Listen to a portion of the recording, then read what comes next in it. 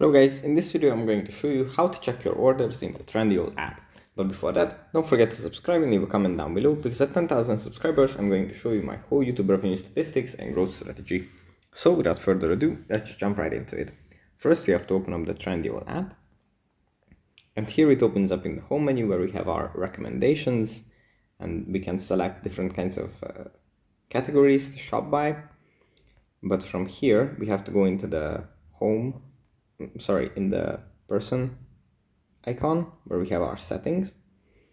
And here at the top of the list, we have an overview section where we find my orders. And if we tap here, we can check what kind of orders we have placed and maybe decline one that we no longer want to proceed with.